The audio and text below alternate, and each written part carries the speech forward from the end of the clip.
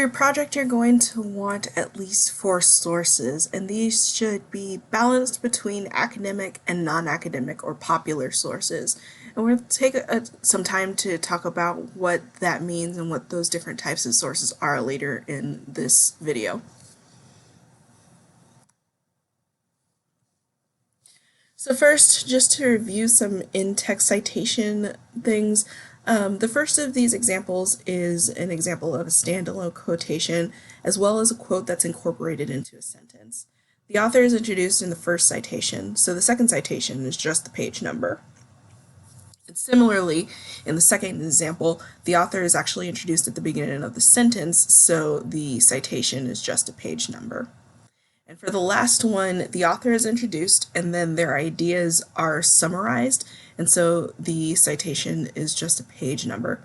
Do remember for in-text citations that anytime you directly quote, summarize, or paraphrase someone else's ideas, you do need to give an in-text citation.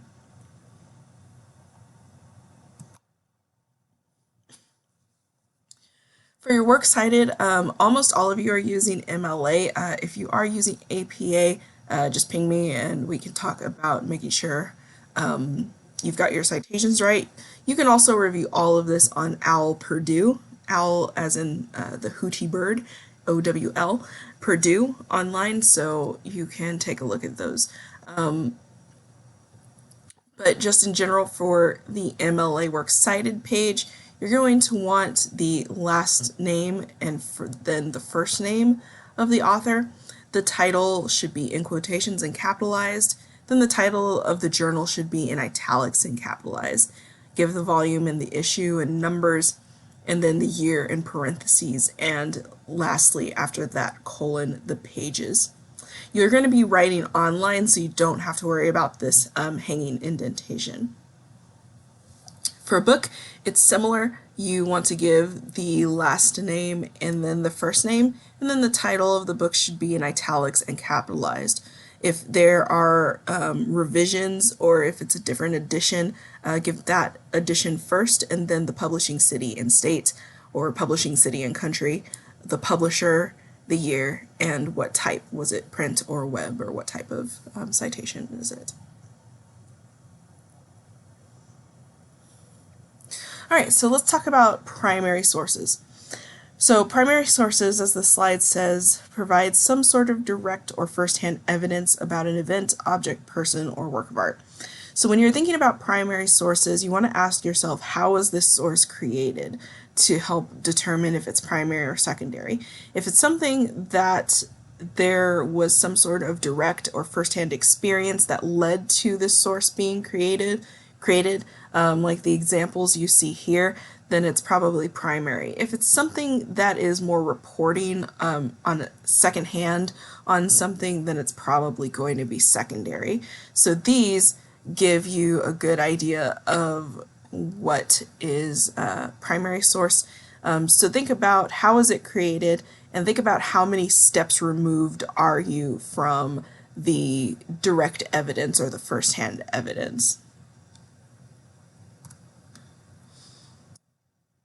Secondary sources. So these describe, discuss, interpret, comment upon, analyze, evaluate, summarize, and process primary sources.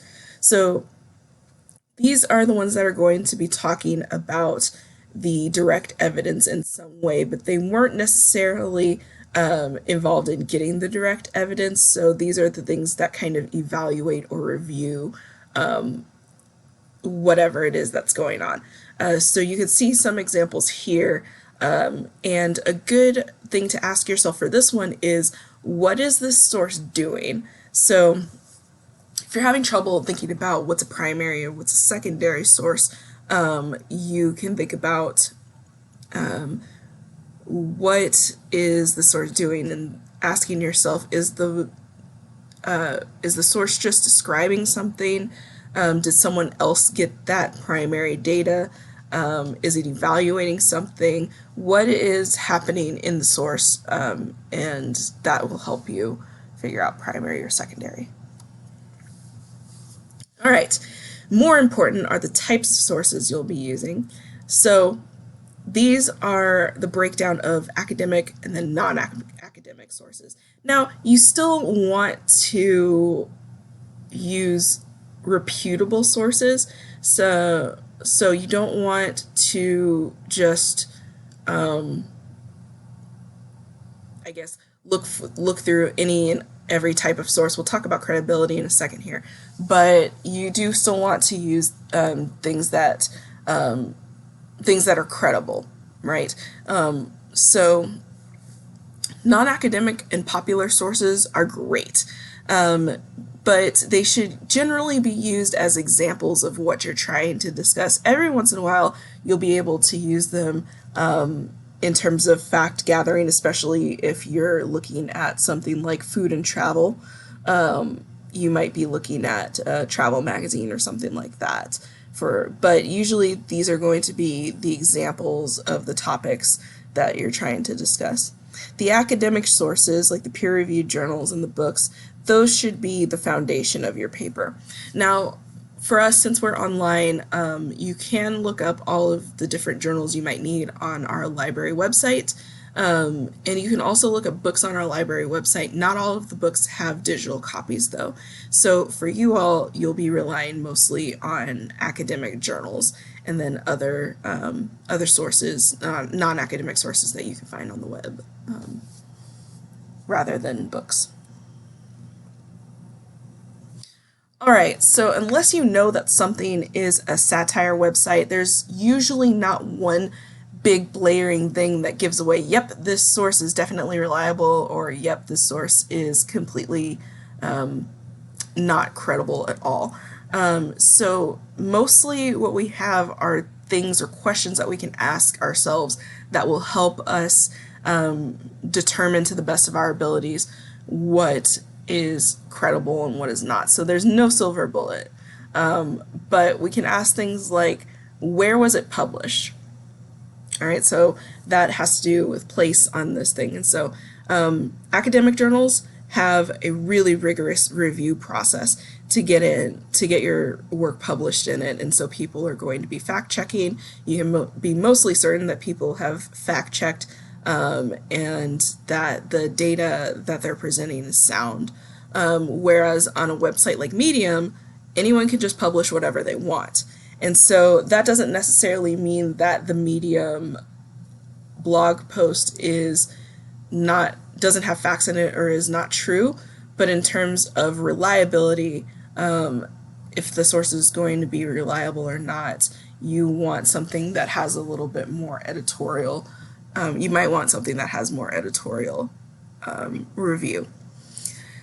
But that also depends on your subject, so you might not. So if you are looking at diet culture, for example, and you're investigating the ways that diet culture and food are discussed online, that Medium article might be great because it might be a way that a real person who's outside of academia or outside of a traditional media source, outside of the ability to get published in a traditional media source, is talking about that.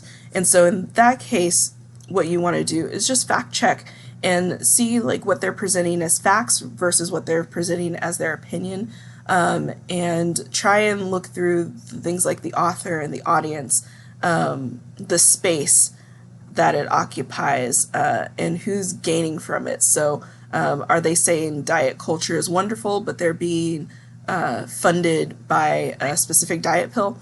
Things like that.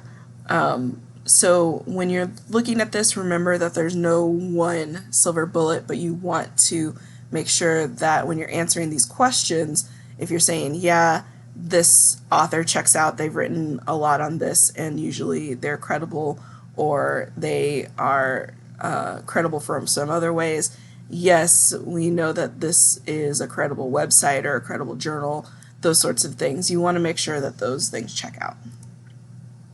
All right, so up next we have a quiz. You can download the transcript of this video to see the answers, but you will have to pause on each of these for a little bit to look at the questions. So good luck.